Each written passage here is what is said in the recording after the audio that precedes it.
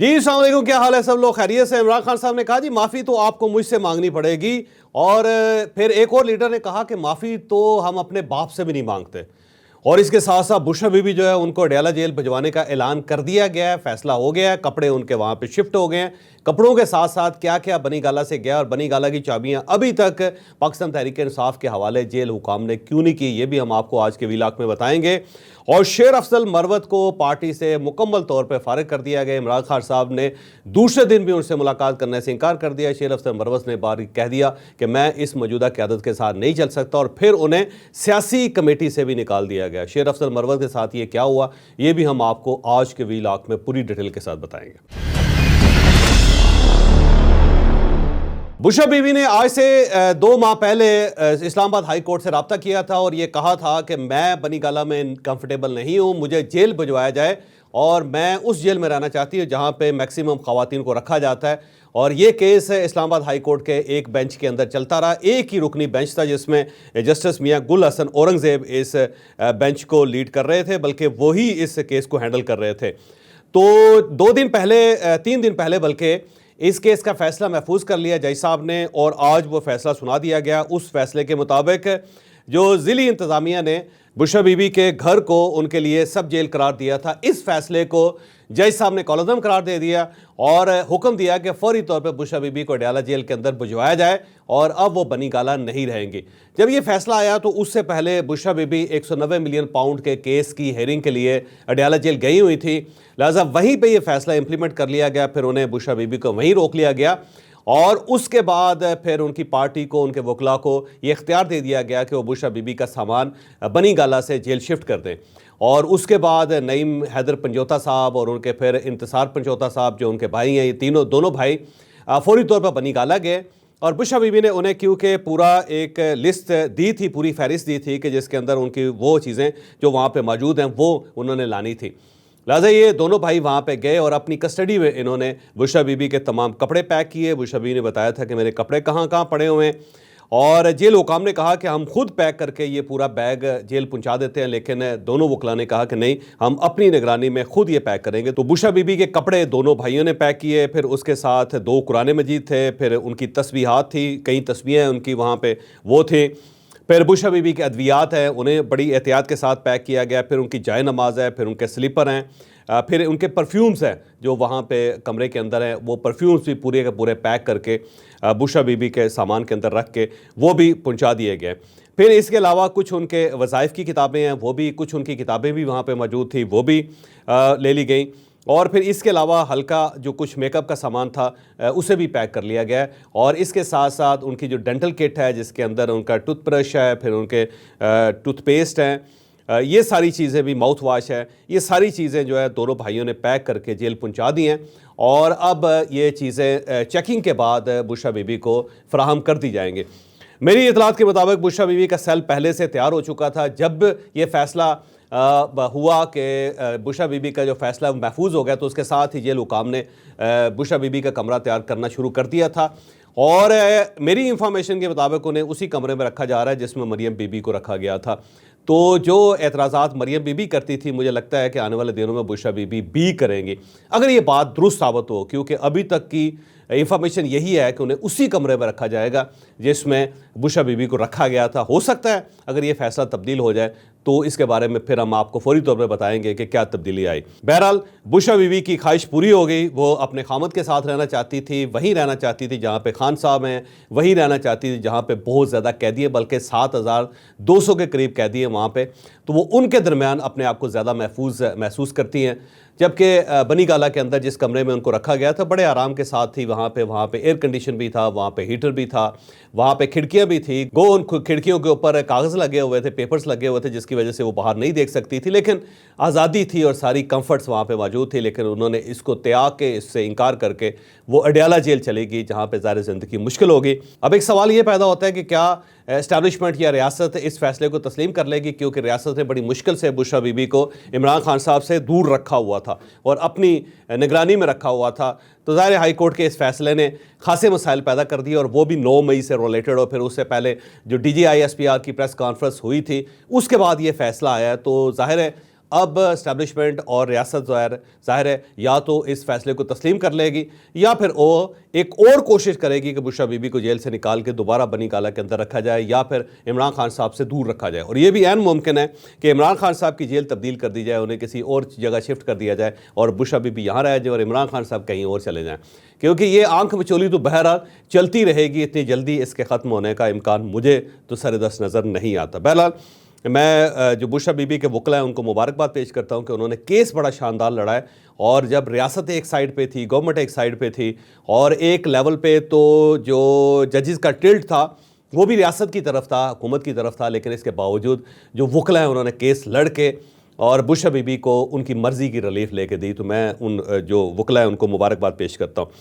शेर अफजल मरवत साहब ने आज कमाल ही कर दिया। वो दूसरी मरतबा इमरान खान साहब से मुलाकात करने के लिए गए। कल भी वो गए थे और वो जेल के अंदर पहुंच जाते हैं शेर अफजल मरवत साहब। और इस चीज़ की आज तक समझ नहीं आई कि जो बाकी उनके वकला हैं जैसे नईम हैदर पंजोता हैं, फिर वो जो इंतज़ार पंजोता है जो ज़ाहिर है कोऑर्डिनेटर हैं कि इमरान खान साहब के साथ किसने मुलाकात करनी है, किसकी मुलाकात नहीं होनी, वो भी बाज़ औक़ात बाहर बिठा दिए जाते हैं। उन्हें भी जेल हुकाम अंदर जाने की इजाज़त नहीं देते।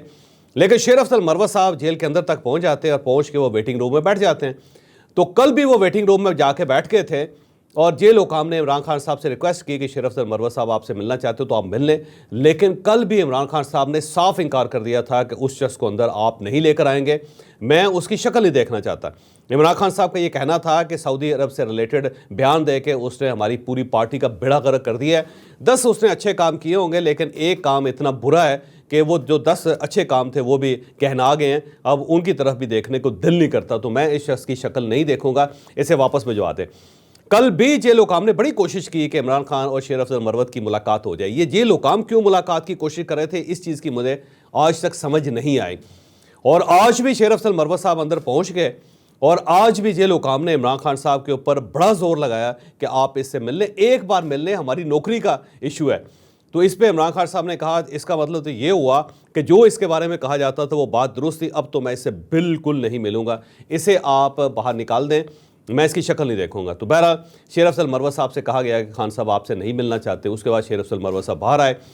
बाहर आके उन्होंने पूरी पार्टी के परखचे उड़ा दिए। उन्होंने कहा जी ये पार्टी मुर्दा घोड़ा थी, मैंने इसके अंदर जान पैदा की थी, मैंने सिंध से लेके खैबर पख्तूनख्वा तक जलसे किए, किसी लीडर के अंदर जान नहीं थी कि वो इस पार्टी का झंडा उठा सके। मैंने लोगों को इकट्ठा किया और उसके बाद ठीक ठाक किस्म की एक कैंपेन बनाई और मेरी वजह से ये 8 फरवरी का इलेक्शन उन्होंने जीता है।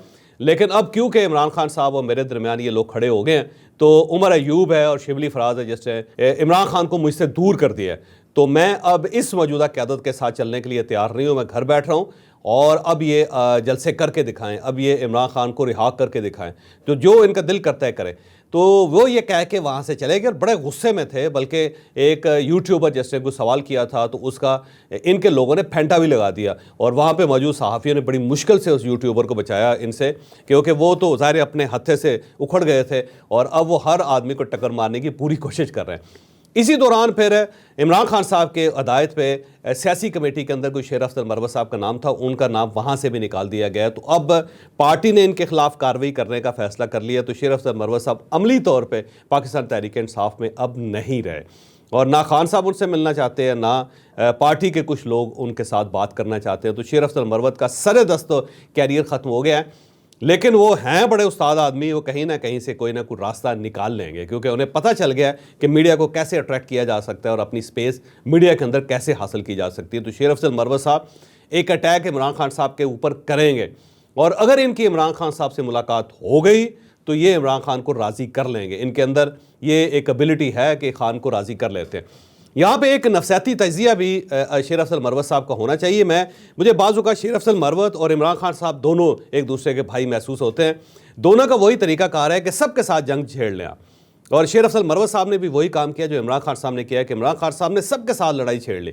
शेर अफजल मरवत साहब ने भी पार्टी के अंदर, पार्टी के बाहर, इस्टेब्लिशमेंट के साथ, गवर्नमेंट के साथ, सियासतदानों के साथ, मीडिया के साथ, आम आदमी के साथ, हर जगह पर उन्होंने लड़ाई छेड़ ली थी। जब आप इतनी जंगें लड़ते हैं तो अल्टीमेटली आपके साथ वही होता है जो अब आपके साथ हुआ, और इमरान खान साहब के साथ भी वही हो रहा है जो ऐसी सूरत हाल के अंदर होता है कि जब आप हर तरफ से दुश्मनों को दावत देंगे कि आओ तुम भी मेरे दुश्मन बन जाओ, तुम भी मेरे ऊपर वार कर दो, तो कोई ना कोई वार जो है वो तो खौफनाक साबित होगा, लीथल साबित होगा, और उसका यही नतीजा निकलेगा जो शेर अफजल मरवत और इमरान खान साहब का निकल रहा है। जबकि उसके मुकाबले में जो बाकी लोग हैं वो बड़ा फूंक फूंक के चल रहे हैं, बड़ी एहतियात के साथ चल रहे हैं, और इसीलिए वो लोग कामयाब भी हैं। तो मेरा ख्याल है इमरान खान साहब और शेर अफजल मरवत साहब को अपनी आदतों पर गौर करना पड़ेगा और कहीं ना कहीं जाके अपने मामलात को दुरुस्त करना होगा। अगर आप इतनी हीट के साथ चलते हैं या इतनी हेट के साथ चलते हैं तो अल्टीमेटली उसका यही नतीजा निकलता है। आज 190 मिलियन पाउंड का केस था अडयाला जेल के अंदर। वहाँ पे इमरान खान साहब की सहाफ़ियों के साथ मुलाकात हुई। एक जर्नलिस्ट ने उनसे सवाल किया कि आपको एक ऑप्शन दिया गया है कि आप माफ़ी मांग लें, अगर आप माफ़ी मांग लें तो आपके मामलात सही हो सकते हैं। तो खान साहब ने तड़प के जवाब दिया कि मैं माफ़ी क्यों मांगूं, बल्कि माफ़ी तो इन सबको मुझसे मांगनी चाहिए। बल्कि उन्होंने कहा एस्टैब्लिशमेंट को मुझसे माफ़ी मांगनी चाहिए कि उन्होंने 2022 में मेरी गवर्नमेंट गिराई और पंजाब के साथ बड़ी ज़्यादती की, खैबर पख्तूनख्वा के साथ बड़ी ज़्यादती की, इन्होंने इलेक्शन नहीं होने दिए पहले, फिर उसके बाद मुझे गिरफ़्तार किया गया, रेंजर्स ने गिरफ़्तार किया, मुझे घसीटा गया, फिर उसके बाद मुझे जेल के अंदर रखा गया, जाली केस बनाए गए और उनके अंदर सज़ाएँ दी गई मुझे। तो इन सब को मुझसे माफ़ी मांगनी चाहिए, बल्कि उनका ये भी कहना था कि इन सब को मुझसे माफ़ी कभी ना कभी मांगनी पड़ेगी। फिर एक सवाल किया गया कि कहा जा रहा है कि जो इंक्वायरी कमीशन बने उसके TORs में 2014 और 2016 को भी शामिल किया जाए। तो आप क्या समझते हैं कि 2014 में आपने एस्टैब्लिशमेंट के साथ मिलकर धरना दिया था। तो इमरान खान ने कहा कि मैं चाहता हूं कि इंक्वायरी कमेटी बने और उस कमीशन में मुझे भी बुलाया जाए और मैं वहां जाके अपनी स्टेटमेंट दूं, और 2014 के बारे में सरासर चीज़ें गलत हैं, वो सारा प्रोजेक्ट सिर्फ और सिर्फ हमारा अपना था और हमने मिल के बैठ के वो सारी जंग लड़ी थी, उसमें एस्टैब्लिशमेंट का कोई किरदार नहीं था। तो इमरान खान साहब ने एक तो कहा कि आप अगर इंक्वायरी कमीशन बनाते तो उसमें 2014 भी शामिल कर लें, मुझे कोई एतराज़ नहीं है, और उसमें एस्टैब्लिशमेंट की कोई इन्वॉल्वमेंट नहीं थी। तो खान साहब की तरफ से ये भी एक रद्द-ए-अमल आ गया। इसके साथ साथ असद कैसर साहब ने कल एक टेलीविज़न शो में कहा कि जनाब माफ़ी हम क्यों मांगेंगे, माफ़ी तो हम अपने बाप से भी नहीं मांगा करते। तो ये उनका एक फ़िक्रा बड़ा मशहूर हुआ है, बल्कि पाकिस्तान तहरीक इंसाफ की पूरी सोच को ये रिप्रेजेंट कर रहा है कि पाकिस्तान तहरीक इंसाफ सोचती कैसे है, क्योंकि इन्होंने माफ़ी तो ज़ाहिर है अपने बाप से भी कभी नहीं मांगी, तो फिर ये अफवाज पाकिस्तान से या रियासत से क्यों माफ़ी मांगेंगे। तो इसका मतलब ये हुआ कि पाकिस्तान तहरीक इंसाफ ने लड़ने का फ़ैसला कर लिया और इस्टेब्लिशमेंट के साथ लड़ने का फ़ैसला कर लिया।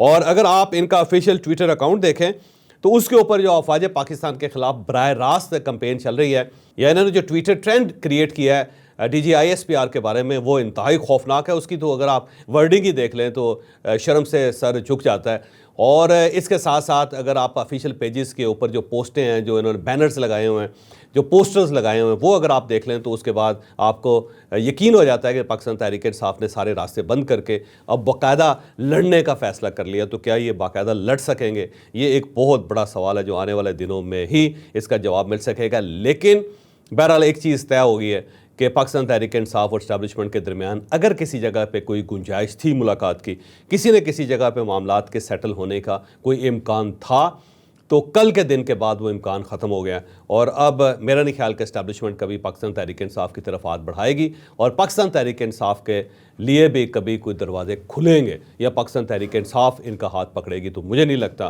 क्योंकि जंग जो है आगे बढ़ती चली जा रही है और इस जंग का बहरहाल विक्टिम ये पाकिस्तान बनेगा। तो मुझे इजाज़त दें, उसके बाद जो नई खबरें आएंगी इंशाअल्लाह ताला कल सुबह आपको उसके बारे में भी तजिया देंगे।